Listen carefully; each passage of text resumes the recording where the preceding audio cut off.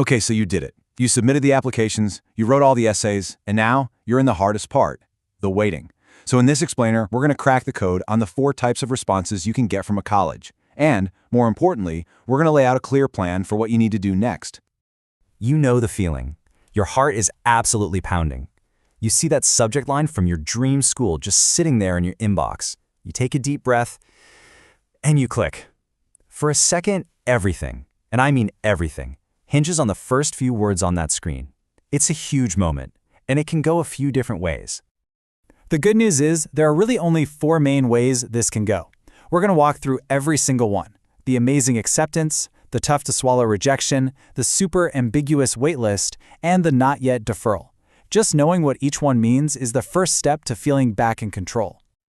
All right, let's start with the absolute best-case scenario, the one you've been working towards for years, the big, fat yes. You're in. This is the acceptance.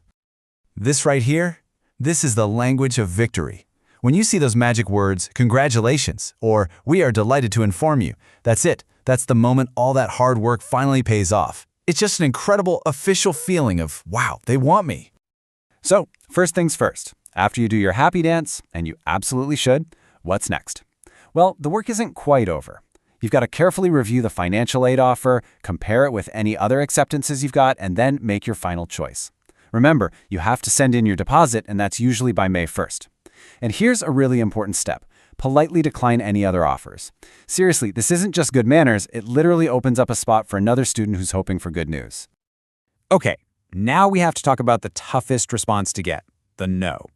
Look, a rejection stings. There's just no way around it.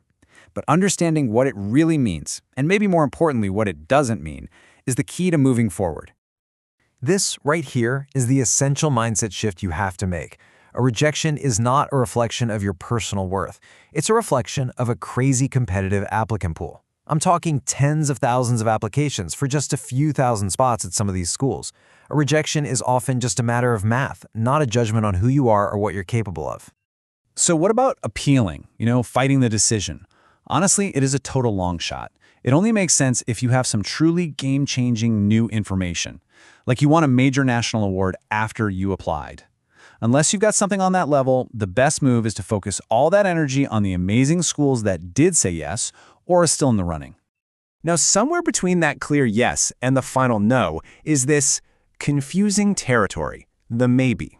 This is the wait list. It's not a rejection, but it's definitely not an acceptance either. So what in the world does it actually mean?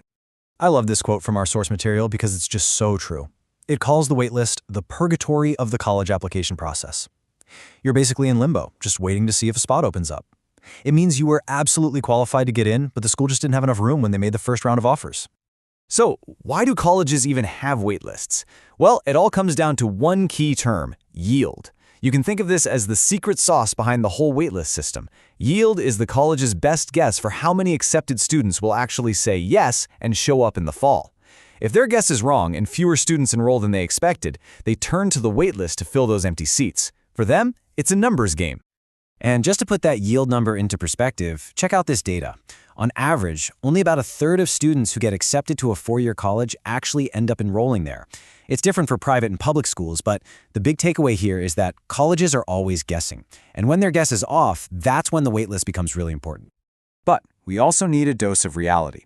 At the most selective schools, the odds of getting off that waitlist can be very, very slim. I mean, look at this. For a recent cycle at Penn, it was only 2%. So while it's not totally impossible, you have to have a solid backup plan in place.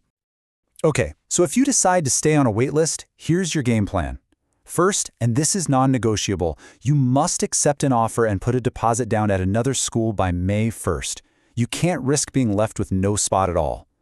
Then, you let the waitlist school know you're still interested, and you send a short, concise update with any new accomplishments. This is what people call a letter of continued interest. And finally, there's one more special category, and this one is just for students who applied through early decision or early action. It's called a deferral. And trust me, this is a very different beast from the others. So what exactly is a deferral? It's so important to understand this. It is not a rejection. It's a not yet. The college is basically saying, hey, we're going to roll your application into the regular decision pool to see how you stack up against everybody else. Your journey with that school isn't over yet. This quote from an admissions expert at Georgia Tech just captures the mindset perfectly. He says, "It's not a, we don't like you, it's a, maybe, hold on." They're not pushing you away, they're asking you to hang tight while they build the rest of their class. It's a sign that you are a really competitive candidate. So your next move is to try and turn that maybe into a yes. Send a letter reaffirming your interest. And if it's still your number one choice, you should definitely say so. Get your mid-year report with your first semester senior year grades sent over as fast as you can.